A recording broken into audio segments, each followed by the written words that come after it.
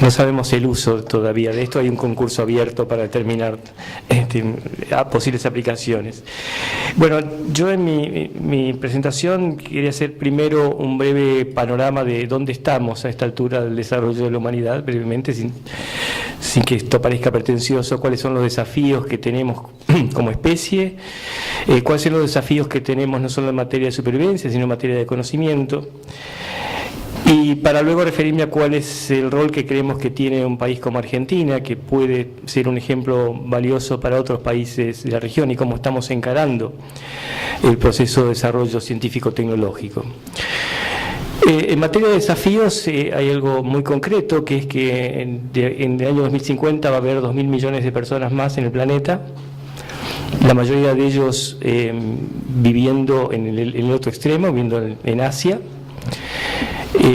Este crecimiento de la humanidad no fue debido a incremento de tasas reproductivas, que era lo que se pensaba en los 60, que había que controlar la reproducción, sino que afortunadamente es debido a un incremento de la expectativa de vida y del descenso de la mortalidad infantil, lo cual es muy bueno. Pero esto lleva aparejado un deseo de una parte sustantiva de la población mundial de vivir mejor, entre otras cosas, de alimentarse adecuadamente. Esto lleva a plantear una demanda de alimentos que hace que tengamos que producir desde aquí al año 2050 tanto alimento como produjo la humanidad en toda su historia. Si no mejoramos la eficiencia de la agricultura actual, esto implica agregar un 70% más de superficie cultivable, esto es equivalente a la superficie que tiene Brasil, y esto claramente no está disponible. Tenemos que tener un planeta adicional para proveer a nuestras necesidades. Los problemas no solo son de alimentación, son también de salud. Un planeta más densamente poblado presenta mayores riesgos de transmisión de enfermedades. Durante gran parte de la historia de la humanidad, las poblaciones eran tan pequeñas y tan aisladas que cualquier virus letal o bacteria mortífera podía acabar con la población, pero no presentaba un riesgo global. Hoy los virus viajan eficientemente por avión, y algo que surge como un riesgo en el sudeste asiático puede afectar aquí a Roma o Buenos Aires en el término de días, y claramente tenemos que tener una capacidad de respuesta para eso. Este es tal vez el mayor desafío, que implica ser víctimas de nuestro propio éxito.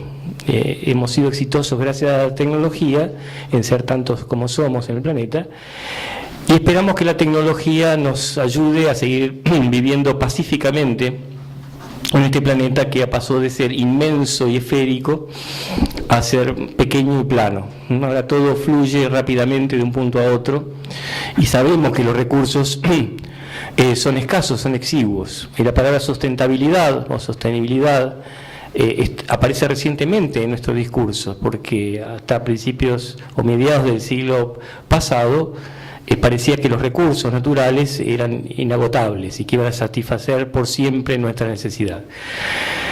Claramente hoy no sabemos que los recursos no son inagotables, y que tenemos, además de esta demanda de alimento que planteaba, una demanda de energía que no está claro cómo vamos a satisfacer. Está claro que ninguna fuente en particular va a satisfacer las necesidades, y que tenemos que empezar a ser, por lo pronto, ser mucho más cuidadosos con el uso dispendioso que hacemos de este recurso energético, que pasa a ser limitante. En materia de conocimiento en general, aunque no se plantean habitualmente, subsisten preguntas fundamentales o contradicciones fundamentales. La física, que es una ciencia tan avanzada y que ha sido durante mucho tiempo el paradigma del éxito en materia de control del universo, plantea contradicciones fundamentales. Las dos teorías ultra verificadas que explican el universo o las magnitudes cercanas al infinito, y las de lo ultra pequeño, o sea, la mecánica cuántica y la teoría de la relatividad, no son compatibles, y nadie tiene una respuesta para esta incompatibilidad. Y estamos volviendo a preguntas que acuciaron a los físicos de principios del siglo XX. Preguntas tan fundamentales como si existe una realidad independiente del observador. O esta otra pregunta que atormentaba a Einstein, que a pesar de toda la exactitud de la física no había ninguna explicación de esta sensación de presente que tenemos. No hay nada en la física que nos explique qué tiene de distinto este instante de todos los que pasaron o los que van a ocurrir. En materia de biología, el interrogante fundamental es cómo se almacena la información en el cerebro. No tenemos una teoría para eso, ni, como dice, hemos oído a James Watson, uno de los codescubridores de la doble hélice, que es justamente el principio de información de una célula viva. No solo no sabemos cómo está almacenada la información, sino que no podemos mencionar a nadie que haya hecho una contribución significativa en este sentido. Lo que él quería decir, no existen Watson y Crick de la neurociencia, no existe un Galileo en la astronomía que nos dé una clave de esto. Lo que implica que todavía la ciencia, a pesar de su poder, en cierto sentido está en pañales, todavía está aprendiendo a controlar esta realidad, y esta necesidad de control de la realidad, que está en la base del desarrollo científico-tecnológico, se está volviendo crítica para, como decía al principio, garantizar nuestra supervivencia. En este contexto tenemos que pensar qué tipo de ciencia hay que hacer en un país como Argentina. Y yo recientemente he tomado una imagen de la mitología romana, justamente, que es muy apta para esto, que era del dios Jano, el dios de los comienzos, y el dios que tenía dos caras, y que se ponía en todos los pórticos. Todavía no he visto ninguno aquí, pero probablemente exista en algún lugar de Roma. Bueno, perfecto, me gustaría tener una foto para poder ejemplificar esto. Es el dios que preside los comienzos de año. Enero es el dios de Jano. Y yo creo que es una imagen muy adecuada para describir la doble responsabilidad que tiene un científico latinoamericano, diría. Por un lado, mirar hacia lo global y tratar de contribuir a satisfacer estas necesidades que nos incumben a todos como seres humanos. Tratar de avanzar en el conocimiento, este deporte global que es armar el rompecabezas que explica la realidad y que uno meticulosamente trata de poner con mucho esfuerzo una pieza que sea coherente con el total. Y esto es y seguirá siendo una función social de la ciencia, ayudarnos a entender el mundo en que vivimos, y de la cual afortunadamente en periodos recientes Latinoamérica está empezando a contribuir cada vez más. Son cada vez más frecuentes las tapas de las revistas de mayor nivel que tienen algún trabajo latinoamericano, son cada vez más los científicos latinoamericanos que aparecen siendo miembros de sociedades científicas internacionales. Pero eso es una parte del problema. Tal vez esa es la misma responsabilidad que puede tener un científico alemán, italiano o estadounidense, es contribuir al conocimiento y mejorar la competitividad de su industria, y de esa forma garantizar el estándar de vida de su sociedad. En los países latinoamericanos tenemos otra demanda que surge de tener una parte muy importante de nuestra población que todavía no ha superado la brecha de oportunidades. Y esto plantea para la ciencia una demanda adicional, que es cómo contribuir a que esas poblaciones que han sido históricamente relegadas tengan la posibilidad de ascender socialmente y satisfacer sus necesidades vitales. Yo suelo mencionar que existen poblaciones que no solo no han recibido nada de la tecnología, sino que se les ha quitado tecnología que tenían. En Latinoamérica, antes de la llegada de los españoles, no hay récord de hambruna, de hambre, y solo en años recientes Perú ha recuperado la población que tenía antes de la conquista. Y esto porque había una agricultura eficiente y había un sistema social que permitía el aprovechamiento de esos recursos. En nuestro país tenemos todavía algunos vestigios de esa influencia incaica.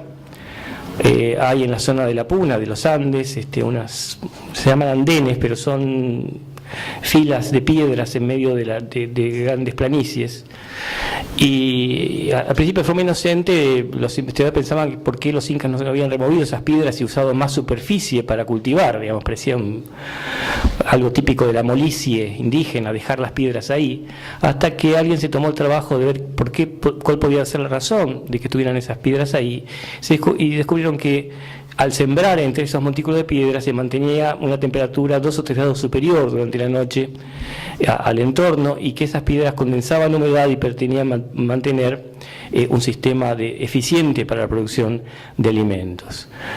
Hace unos años los israelíes desarrollaron una pieza de cerámica costosísima que cumplía la misma función, mantener la temperatura y condensar la humedad, y esto se vendía como un producto tecnológico.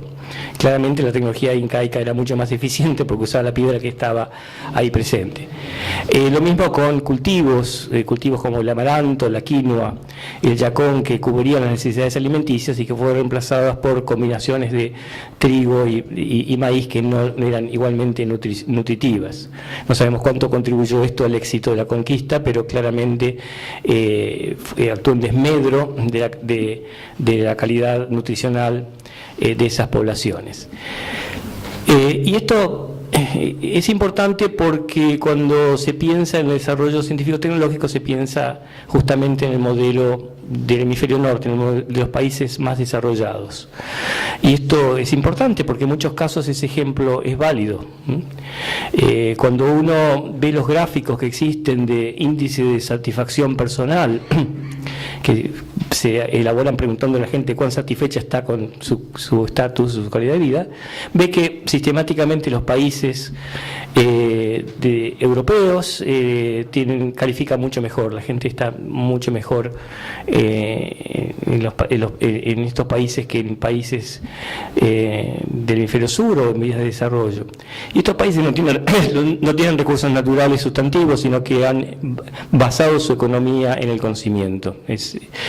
El cambio fundamental que se ha producido a partir de mediados del siglo XX es la aparición de esta sociedad de información que lleva aparejada justamente una economía en la cual se logra convertir el conocimiento en riqueza. Y eso es una meta a la que podemos aspirar en América Latina, siempre y cuando logremos al mismo tiempo satisfacer estas necesidades de desarrollo equitativo que plantean nuestras sociedades. ¿Qué es lo que hemos hecho en Argentina para apuntar a satisfacer esta demanda? Para hacer un poquito de historia, la ciencia argentina comienza con investigadores europeos que llegan como exploradores y algunos de ellos se quedan como profesores de las universidades. Hay que destacar algo que comentamos en estas charlas, cuando hablamos de la conquista española pensamos en genocidios y ese es el tipo de cosas con las que asociamos, pero nadie destaca que menos de un siglo después de la llegada al continente americano había universidad en México, universidad en la que existían las poblaciones aborígenes. Y eso uno no lo ve en la historia americana. Las universidades estaban reservadas para la élite europea, y creo que el primer aborigen que cursó en alguna universidad americana debe estar vivo todavía. Y ese modelo de aculturación basada en la educación permitió en los comienzos tener una actividad o un nivel poblacional de educación de la población, notablemente más homogéneo, que lamentablemente con el desarrollo de las culturas criollas durante los periodos de independencia se fue perdiendo. Si uno ve cómo evolucionan las universidades, se fueron siendo cada vez más elitistas, entendiendo a este modelo anglosajón. En Argentina hubo presidentes como Domingo Faustino Sarmiento, que tomó el modelo anglosajón, pero lo adaptó a la realidad local, creó la Academia de Ciencias, trajo docentes americanas para formar a su vez a maestras, porque estaba convencido de que había que educar al soberano, y esa era una norma que sigue siendo un valor esencial de nuestra cultura. En el siglo XX la ciencia se desarrolla como una actividad deportiva en el sentido de que es algo que uno hace por el placer de hacerlo, sin que nadie le demande nada, que podía ser esencialmente núcleos aristocráticos. Era un deporte aristocrático, viril y metropolitano. Era algo que se hacía en las ciudades y que hacía gente que tenía mecenas o que tenía dinero propio. Pero que en muchos casos tenían la vocación docente y crearon escuelas, algunas de las cuales todavía subsisten. Comienza a desarrollarse una cierta élite científica y en el año 1958 se crea el Consejo de Investigaciones Científicas y Técnicas, con algún precedente durante el gobierno de Juan Domingo Perón. Y aparece un periodo dorado de la ciencia argentina entre el año 58 y el 66. En ese periodo se trae la primera supercomputadora a la Argentina. El doctor Sadowski crea la carrera de computación. Estamos hablando de los años 60, cuando esto era algo totalmente utópico, y crea un instituto del cálculo destinado a resolver problemas tecnológicos, lo cual era un cambio importante en la lógica de la ciencia asociada exclusivamente a lo cultural. En el año 66 hay el primer golpe de Estado, golpe militar. El ejército entra a la universidad y se produce un hecho luctuoso para la ciencia argentina que se conoce como la noche de los bastones largos, en que literalmente se golpeó a los alumnos y docentes que iban saliendo de la Facultad de Ciencias Exactas en la que yo me formé. Esto hizo que muchos emigraran del país y fueron la base del desarrollo de la ciencia en muchos países latinoamericanos, escuelas de física en Brasil, la ciencia en Venezuela, fue en gran parte iniciada o amplificada por la llegada de científicos argentinos. Curiosamente esos países no tenían regímenes mucho más democráticos que la Argentina, pero se ve que había distinta calidad de militares con una visión más o menos progresista. Este periodo dura hasta 1973, empieza ahí un periodo de gobierno popular, con una visión de la ciencia tal vez muy inocente, muy preocupada por la dependencia del imperialismo, digamos, era el léxico que se usaba en ese momento, y sí había un incipiente interés por la integración latinoamericana. Ese era otro de los valores que se destaca de los 70. Comienza a haber una cierta actividad científica, más preocupada tal vez por estos valores sociales o por la inclusión, y volvemos a tener en el año 76 otro golpe militar, en este caso mucho más sangriento, donde sí tenemos que lamentar numerosas víctimas dentro del sistema científico. No todos pudieron salir del país oportunamente. En el año 83 se recupera la democracia y ahí la prioridad era democratizar el sistema científico, pero no había posibilidades, o tal vez no se priorizó el incrementar la inversión en ciencia y tecnología. La preocupación era tratar de ir desmalezando el sistema, eliminando los núcleos de autoritarismo que permanecían en el sistema científico y tratar de darle las características de competitividad sobre la base de la excelencia que tenían los sistemas ya desarrollados. Esto continuó hasta que en la década del 90 tenemos un periodo neoliberal donde la ciencia carece de un valor más allá de lo cultural, y ni siquiera creo que cultural, porque eran pocos los que podían disfrutar el progreso científico. Tenía más sentido financiar una orquesta estable en un teatro lírico que un laboratorio que además sea más caro, porque los juguetes que usan los científicos suelen costar mucho dinero. Con lo cual, digamos, si uno plantea la historia hasta el principios de los 2000, tenemos periodos en que los científicos fueron considerados o peligrosos o prescindibles. En ninguno de los casos había una real valorización de la ciencia. Llegamos entonces al año 2003, en que asume un presidente que se llama Néstor Kirchner, que como hecho inédito, una vez cita a un destacado matemático que hacía divulgación y le pregunta cuánto gana un becario del CONICET. digamos, que un presidente supiera que había becarios y que se preocupara por su salario era un hecho muy inusual. Y lo puedo decir con conocimiento de causa porque desde el año 85 hasta el 2003 yo tuve actividad gremial en la ciencia y yo he llegado a cortar calles y a escribir artículos en los diarios pidiendo aumento de presupuesto y un mayor involucramiento político en la administración de la ciencia. Comienza entonces un periodo de reconstrucción. Bueno, ahí paso a ser presidente de la Agencia de Promoción Científica y Tecnológica y empezamos este proceso que tiene como objetivo primario reconstruir el sistema.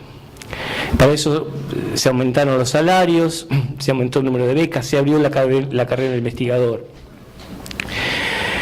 Esto es un proceso gradual porque no crecen investigadores de la nada, esto lleva un periodo de formación importante, sobre todo si uno quiere garantizar la calidad de los recursos humanos que integran el sistema.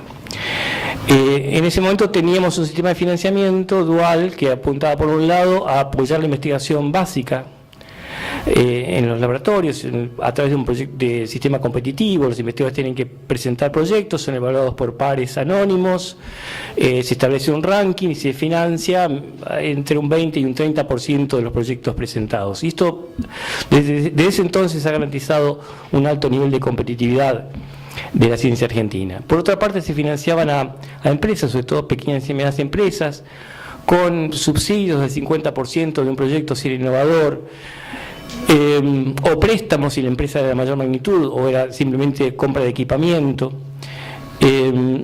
Y eso era básicamente lo que teníamos unos 4 o 5 instrumentos. En el año 2007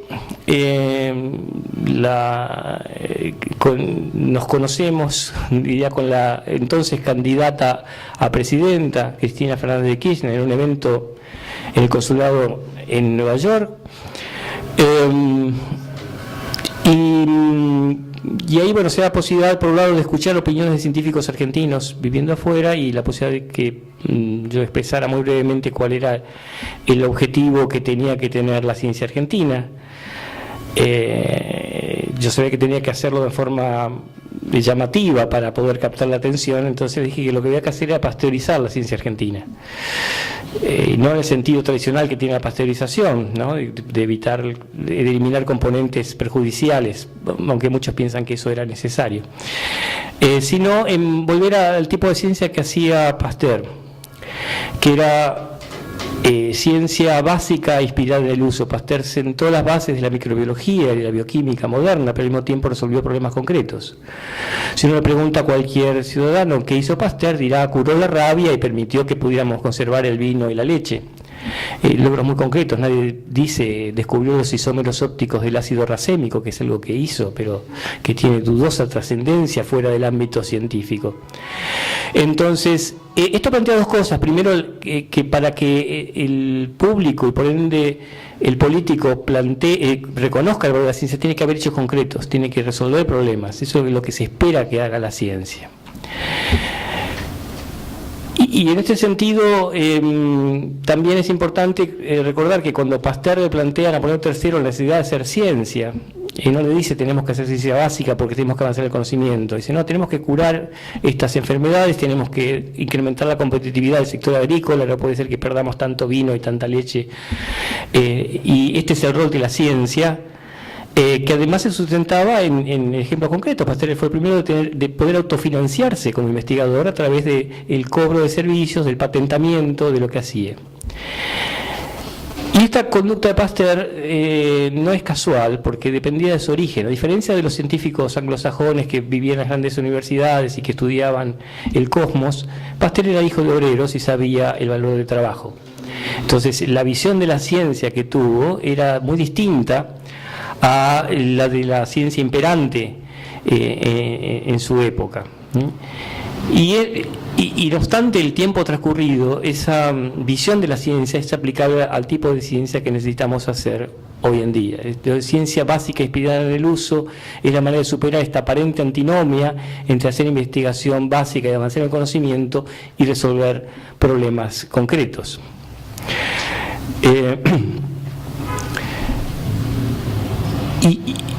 lograr esto implica un cambio cultural. Cuando la presidenta Cristina Fernández fue elegida finalmente como presidenta de la Nación, me convocó para ser ministro y me planteó básicamente esto: no quiero ciencia infusa, ciencia motivada solo por la curiosidad, quiero que la ciencia esté puesta al servicio del desarrollo económico y social. Y esto es un mandato muy claro y exigía acciones concretas. Entonces tuvimos que abocarnos a la tarea, bueno, primero armar un ministerio, por suerte de un staff que ya llevaba mucho tiempo de gestionar la ciencia, y sobre todo a través de financiamiento de organismos internacionales como el BID. Y ese entrenamiento y esa expertise en gestión creo que es clave, y después vamos a volver sobre eso, porque es eso lo que permite tener un desarrollo científico-tecnológico adecuado, y es ahí donde uno ve las mayores carencias en América Latina, la capacidad de gestionar adecuadamente recursos para el sistema científico que requiere idoneidad y conocimientos particulares.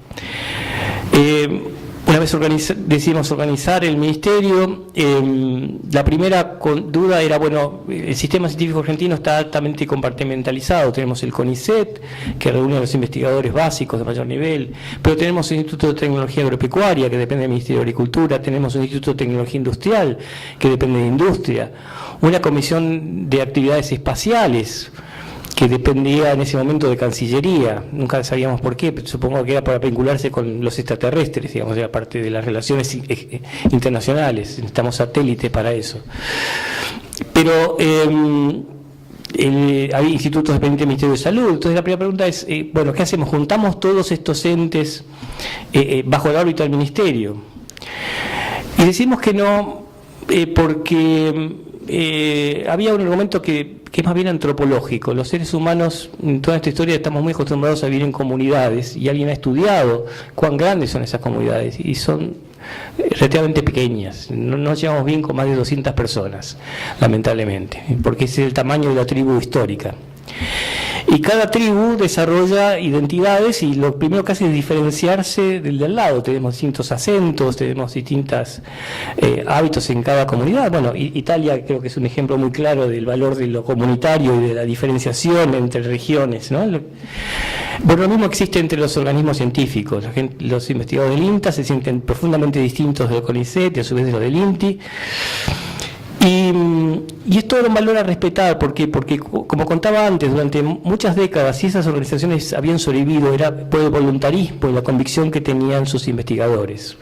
Era el tener la camiseta puesta, como solemos decir, de cada institución, lo que había permitido esa supervivencia. Entonces uno podía de repente pensar que somos todos parte de una gran supertribu, somos todos iguales, porque eso sabíamos que iba a ser contraproducente, y estamos alterando una motivación esencial que tenían los investigadores, que era lograr el éxito de su institución. Entonces decidimos que en lugar de eso íbamos a dejar cada institución donde estaba. Bueno, nos quedamos con el CONICET, obviamente, y pedimos a crear una de las secretarías de articulación institucional, con un consejo que iba a reunir a todos los presidentes de organismos, íbamos a reunir mensualmente. Y les íbamos a mostrar que no queríamos invadir ningún territorio, sino queríamos ayudarlos a que mejoraran sus condiciones, íbamos a aportar presupuesto. Nosotros tenemos, esta agencia sigue siendo el principal órgano de financiamiento, donde cualquier investigador esté donde esté, si presenta un proyecto a la agencia, puede obtener financiamiento.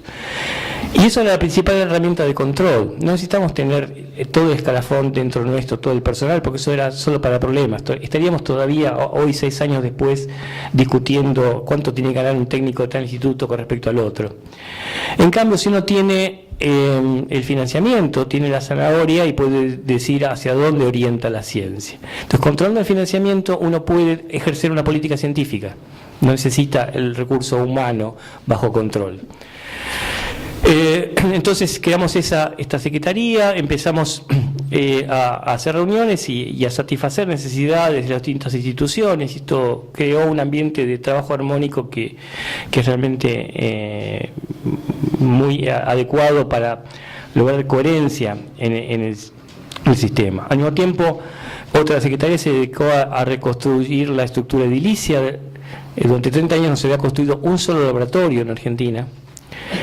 Comenzamos un plan muy ambicioso que nos ha permitido en 4 años satisfacer una deuda de 130.000 metros cuadrados que nos habían construido. Entonces, prácticamente duplicar la capacidad, la superficie dedicada a la ciencia en Argentina.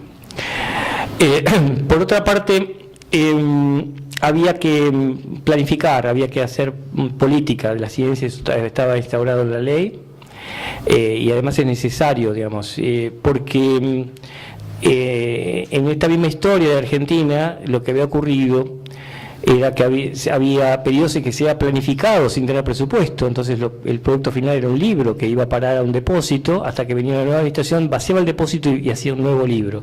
Por total no había plata para hacer nada, así que lo único que se puede hacer era imprimir un plan. Y luego había épocas en las que no había planes y había plata y se gastaba en forma desorganizada. Sin poder evaluar, sin poder dar continuidad a los proyectos. Entonces dijimos, bueno, hagamos un plan y financiemos aquello que proponemos. Y este plan lo estructuramos de una forma novedosa, que no estaba basada en las apetencias de cada disciplina en particular. Entonces, repetir que el método que se usaba hasta ese entonces para fijar prioridades era llamar a 10 eminencias de las distintas disciplinas y preguntarles qué era importante hacer en ciencia. Y uno terminaba con una lista de 10 prioridades que correspondían cada una a la línea de investigación de aquella persona que no había citado. Una cuestión elemental, nadie está obligado a declarar en su contra, nadie va a decir lo que yo hago no sirve absolutamente para nada, ¿por qué no financiamos a fulano que realmente es un genio? No podemos pretender eso. Entonces, de una consulta individual a un experto nunca va a salir una propuesta superadora, simplemente un reflejo de la realidad. Entonces decimos no hacer eso, y en lugar de eso comenzar a hacer una serie de mesas de trabajo para fijar metas. Metas que no tienen que ver con el desarrollo de la disciplina, no pensamos cómo desarrollar la matemática, sino sobre núcleos socioproductivos, o sea, sobre áreas que tenían un desarrollo, un anclaje territorial importante, como podía ser la maquinaria agrícola en el sur de la provincia de Santa Fe, la industria forestal maderera en la zona del norte, la vitivinicultura en Cuyo, la industria farmacéutica en Buenos Aires. Entonces, a partir de eso, plantear, bueno, ¿cuáles son las necesidades de la industria forestal maderera? Bueno, tenemos que desarrollar, dar mayor valor agregado, aplicar diseño a la confección de muebles, qué hacer en biotecnología o en industria farmacéutica, producir biosimilares. Lógicamente eso lleva mucho tiempo, no podemos tener 2 años de debate en cada una de esas mesas, consultando a todo el mundo. Hubo más de 300 expertos que participaron, no solo del sistema científico, también de las cámaras, de los gobiernos provinciales. Esto fue una consulta a todos los sectores sociales que nos permitió identificar 32 núcleos socioproductivos en todo el país que dan cuenta de estas demandas del sector productivo y también de los actores sociales. En el mientras tanto, lo que decidimos era, bueno, empezar por lo más obvio. Entonces, si uno ve con un cierto detalle qué es lo que está ocurriendo en la tecnología a nivel mundial, se da cuenta que hay 3 tecnologías básicas que están revolucionando la producción, que están cambiando el mundo, que son la nanotecnología, la biotecnología y las tecnologías de información y comunicación. Ahora, todos los países tienen esas 3 prioridades prácticamente, todo el mundo quiere hacer esas 3 cosas. Te preguntas, ¿tiene sentido que Argentina haga todo eso? O a lo mejor hay algo que no podemos hacer porque no tenemos recursos humanos o no tenemos un sector productivo capaz de aprovechar lo que ese sector académico haga. Entonces dedicamos primeramente a verificar, a ver, en cada una de esas áreas tenemos gente, había redes, había publicaciones, y había también sector productivo en las 3 áreas capaz de aprovechar esto, con productos nanotecnológicos, empresas del sector metalmecánico que estaban interesadas en nanotecnología. Bueno, el sector de software venía creciendo, ya exportamos más software que carne, y lo cual no es poco para un país como Argentina. Entonces decimos que esas 3 tecnologías básicas las decimos apoyar, pero la pregunta siguiente es, bueno, ¿qué hacemos todo? Vamos a apoyar la biotecnología. Cualquier proyecto biotecnológico es elegible. Eso también planteaba un abanico demasiado grande. Y bueno, vamos a cruzar estas 3 tecnologías básicas con áreas de problema y oportunidad. que tampoco había que pensar mucho. A ver, salud es una prioridad para cualquier país, energía renovable también es un área. Agroindustria en general para Argentina es un núcleo básico, un pilar de su economía. Y luego otras áreas que tienen que ver con desarrollo social y con medio ambiente relacionado con la sustentabilidad de estos proyectos. Entonces de esos cruces surgen unas 15 áreas de intervención que uno puede afinar hasta decir, bueno, entre el cruce de biotecnología y salud, bueno, vamos a producir anticuerpos monoclonales. ¿Por qué? Porque Argentina gasta 2.000 millones de dólares por año en tratar pacientes con un medicamento que es importado. Las patentes de estos medicamentos están por caer en 1 o 2 años, por lo tanto podemos sustituir esa importación y podemos salir a exportar esto que ya va a ser un mercado abierto, donde se compite por precio y calidad. Y bueno, decimos, hagamos una inversión en esto. Y así en las distintas áreas, en nanotecnología aplicada a microcircuitos. El tema es cómo garantizar que una inversión tiene un resultado. Como decía antes, en la lógica de la agencia había 2 fondos, uno que financiaba a los investigadores y otro que financiaba a las empresas. Y como decía un miembro del directorio de la agencia, el director del fondo para investigación y el del fondo para las empresas se encuentran en el ascensor. Era bastante difícil coordinar y de hecho los instrumentos tenían llamados en distintos momentos, con normas de elegibilidad diferentes, porque venían además de historias distintas. Estos fondos se habían reunido a posteriori, se habían conocido de grandes, digamos. Entonces dijimos, esto así no anda, porque además si uno analiza por qué la gente hace lo que hace, y yo vengo de la fisiología además y trato de entender por qué un sistema evoluciona y eso depende de los mecanismos de retroalimentación, ¿no?, de autocontrol. Y si uno se fija cuáles son los mecanismos de retroalimentación que tiene el sector académico y el sector privado, se da cuenta que son muy distintos.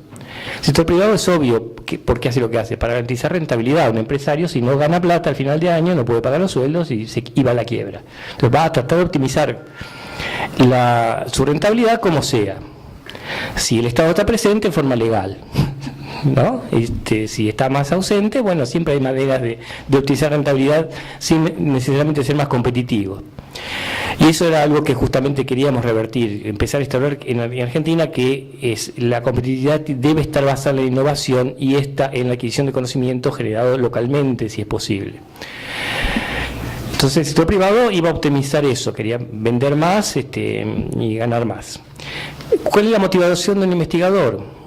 El investigador puede decir, quiero mejorar la calidad de vida de la humanidad, mejorar a mis semejantes, eso es lo que declama, pero cuando uno hace una encuesta un poquito más detallada, encuentra que lo que más le importa al investigador es el juicio de sus pares, que los demás investigadores lo consideran inteligente,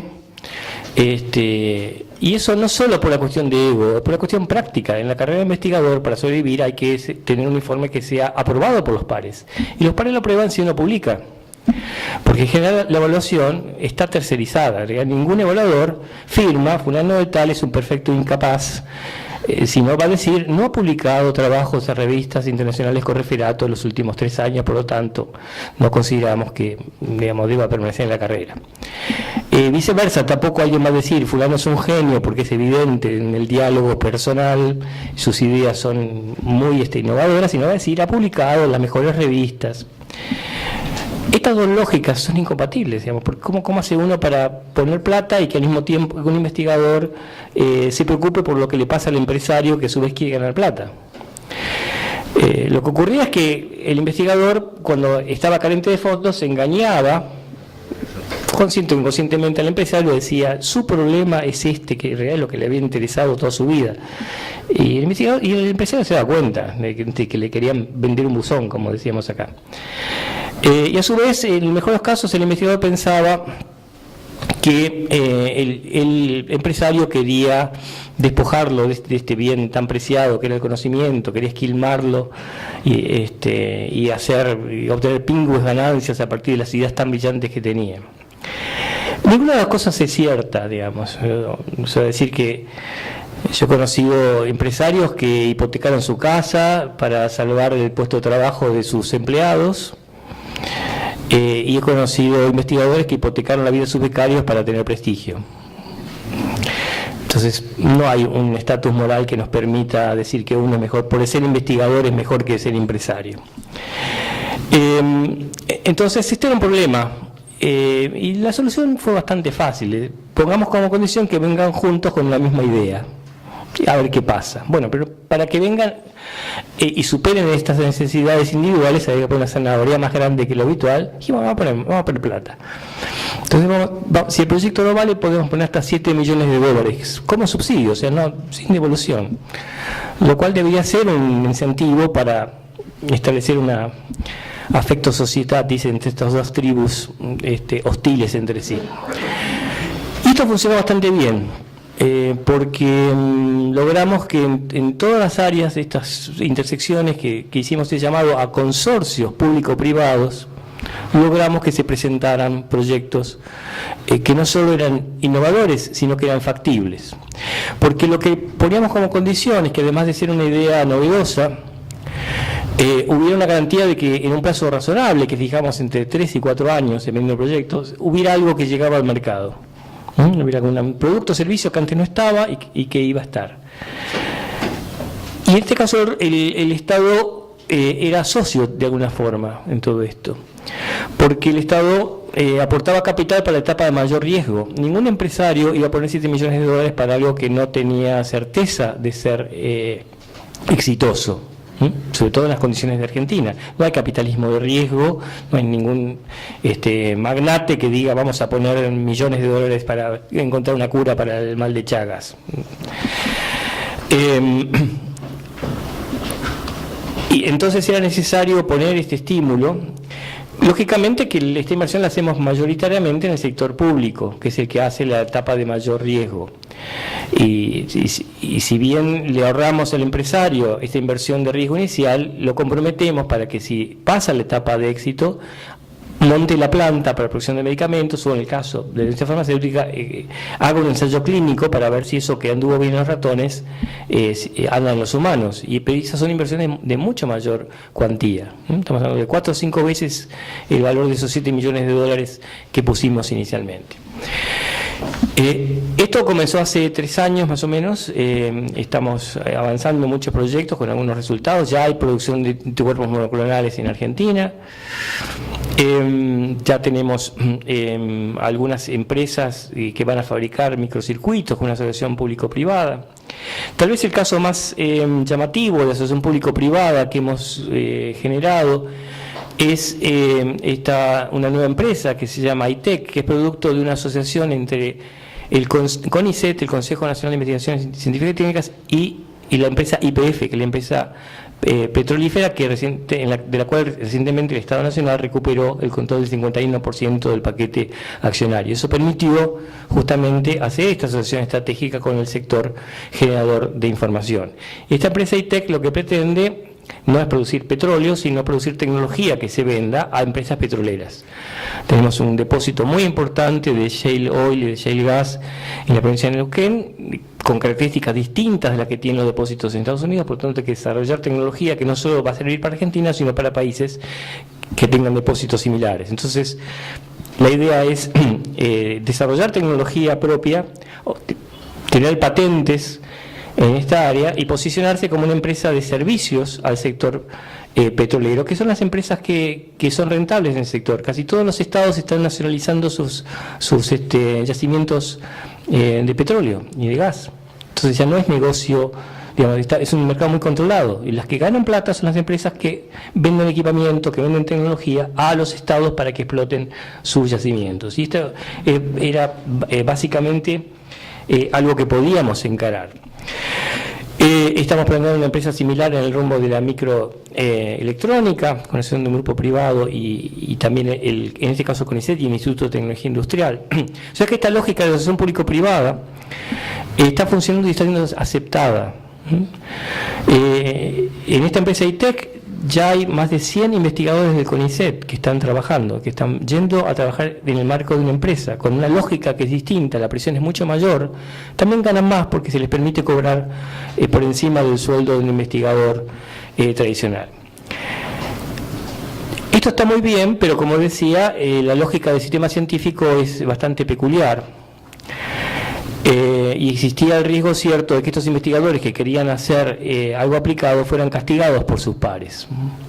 Yo he participado en muchas comisiones evaluadoras a lo largo de mi vida y he elaborado un principio básico de evaluación que dice que ningún evaluador usa criterios según los cuales él quedaría mal parado.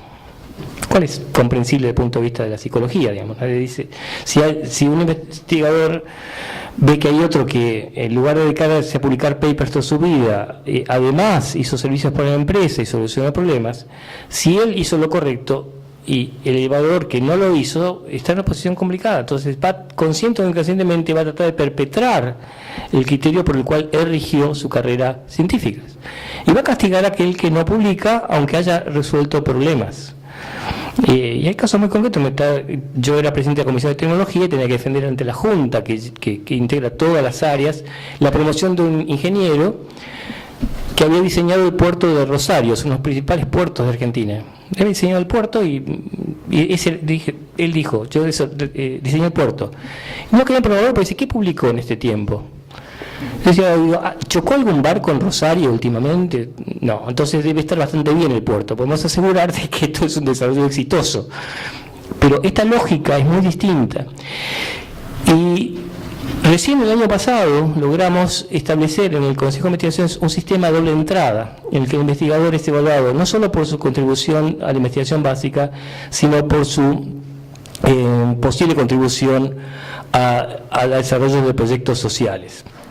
En un evento en Japón hace 2 años, una investigadora china decía, en inglés, ¿no? Decía, hay que evaluar a los investigadores por el SCI y por el SCI. Entonces uno dice, no entendí mal, esta persona de China no habla bien inglés.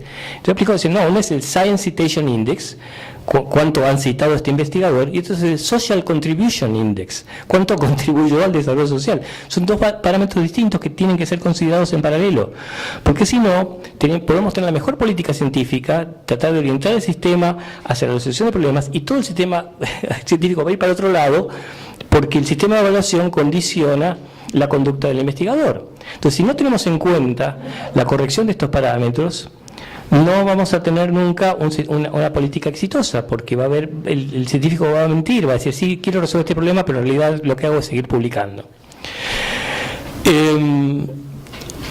Entonces, establecimos algo que creemos que es novedoso, es un banco de proyectos de desarrollo tecnológico y social, donde se inscriben y se aprueban los proyectos, y si un investigador tiene un proyecto aprobado ahí, validado por alguien, que puede ser el Ministerio de Salud, puede ser el municipio, puede ser una ONG, que diga, sí, este investigador me está ayudando a sanear el agua a la población, o está ayudando a mejorar la producción agrícola en regiones áridas. Aunque no publique, si hay alguien que certifica que lo que está haciendo ese investigador es útil, tiene que valer. Porque si no, caemos en el absurdo que quien determina la política científica del país es el editor de la revista que publica los trabajos. Un señor que dice lo que vale este científico, estamos tercerizando en alguien que no tiene la más remota idea de qué es lo que queremos hacer en nuestro país. Entonces no podemos copiar desde países como latinoamericanos la lógica de países anglosajones que pueden darse el lujo de financiar a que cualquiera haga lo que quiere, que solo compitan sobre la base del conocimiento, porque después alguien inteligentemente va a aprovechar eso para el beneficio económico. Y esta lógica de excelencia también era estimulada subrepticiamente por los países ya desarrollados. Hay estudios del BID que muestran que tomaron un periodo de 5 años y analizaron las mejores publicaciones de países en desarrollo, muchas de ellas de Latinoamérica. Hubo 500 publicaciones y unas 100 y pico de patentes. Las 100 patentes eran todas en otros países y no mencionaban al investigador del país de desarrollo.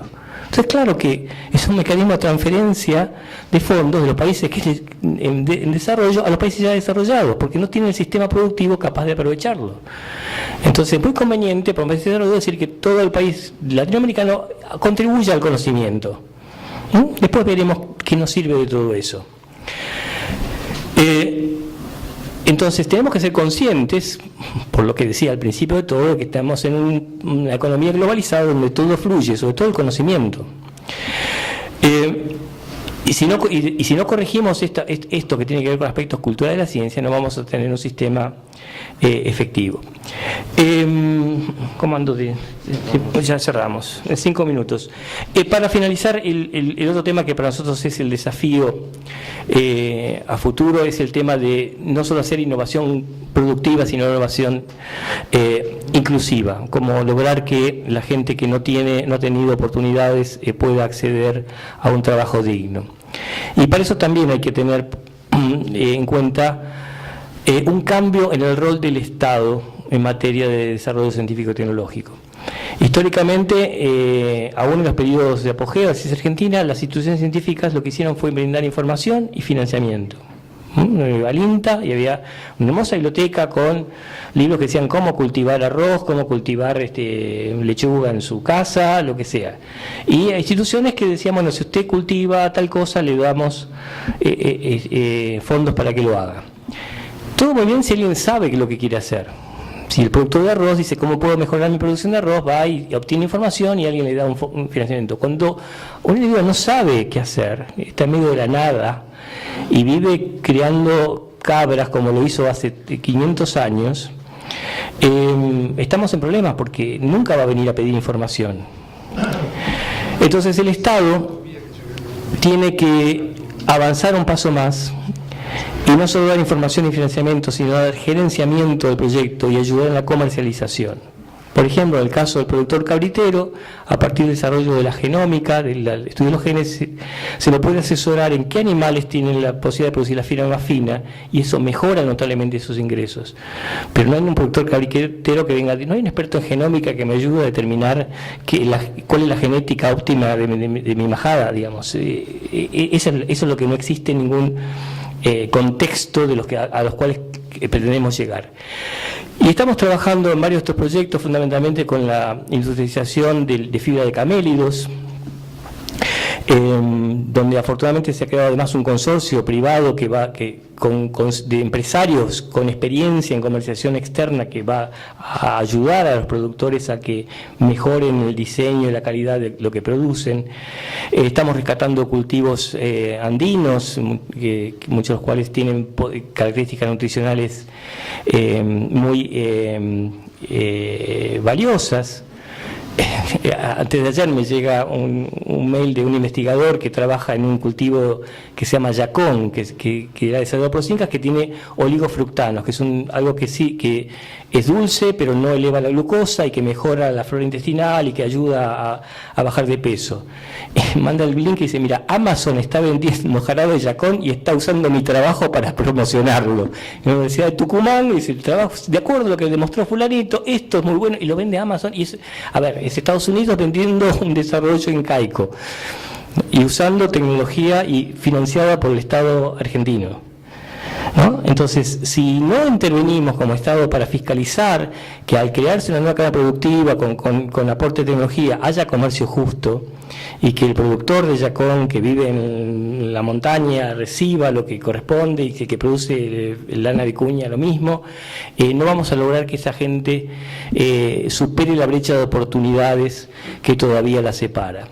Este es nuestro desafío y estamos haciendo experiencias interesantes, algunas además del norte argentino, en el conurbano bonaerense, creando un polo de desarrollo instrumental médico en un área históricamente industrial, pero que decayó muchísimo en términos de calidad de vida, captando inversiones del extranjero para desarrollar eso. Estamos negociando con compañías farmacéuticas multinacionales como Glaxo, Sanofi, Lenovo para hacer desarrollo científico-tecnológico en Argentina, dejando en claro cómo se comparte la propiedad intelectual y los beneficios en caso de que algo de eso sea útil.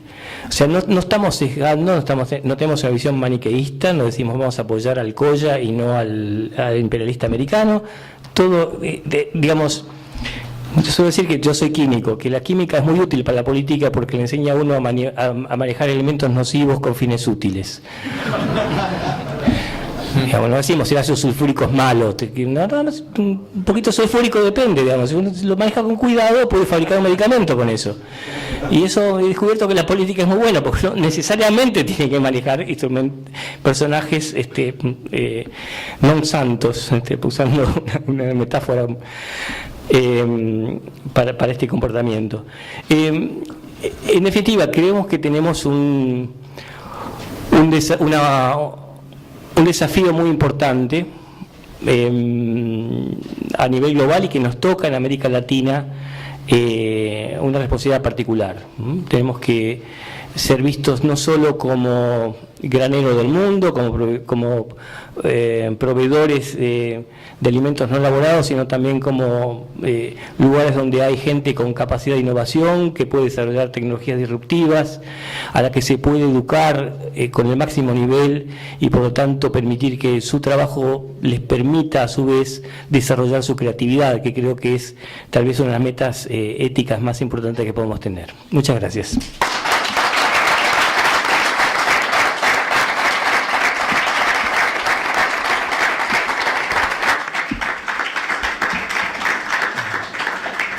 Muchas gracias al ministro Barañao por este cuadro, no solo exhaustivo, sino extremadamente interesante de la experiencia de la política científica tecnológica en Argentina.